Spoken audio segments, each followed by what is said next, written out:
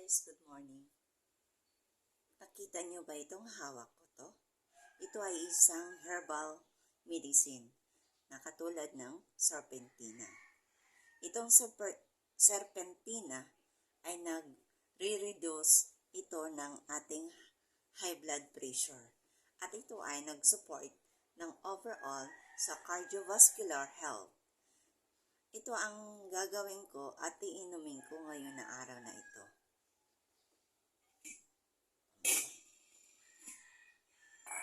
Ito po.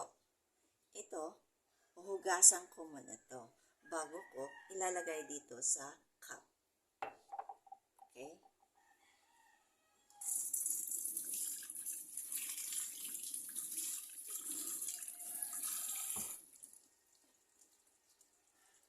Pagkatapos, lalagay ko dito sa cup, no?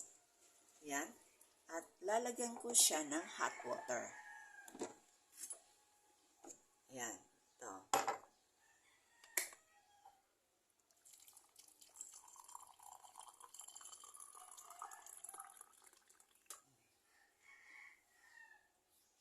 Parang tsa lang siya.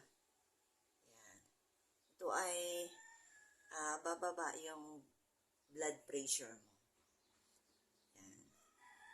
Kasi lagi ko tong iniinom.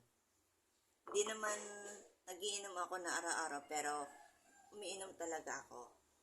Kukuha lang ako doon sa garden. So, lalagyan ko ng hot water.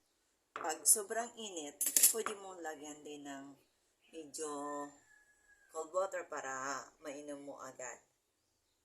Para kahit maligamgam. Yan.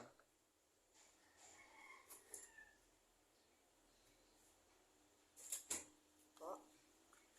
Yan. Para mainom mo agad.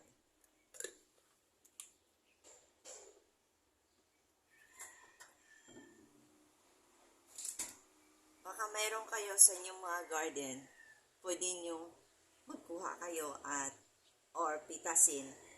Kahit konti lang, lalagyan nyo lang sa cup at lagyan ng hot water. So ngayon, pwede ko na siyang inumin.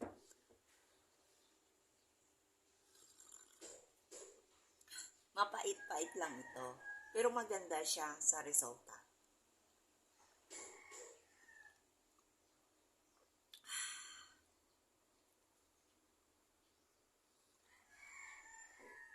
Hindi ka naman ma-overdose ito kasi herbal lang ito. At saka dahon lang ito. Dahon.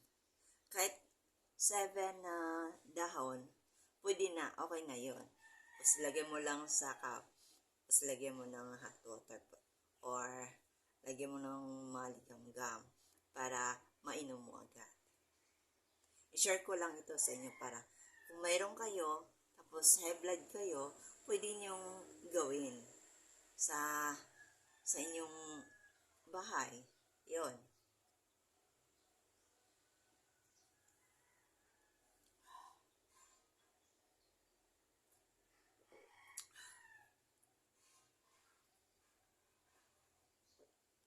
Sarap po.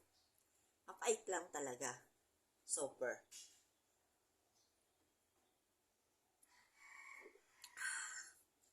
Sana may matutunan kayo sa ni-share ko sa inyo tungkol sa serpentina.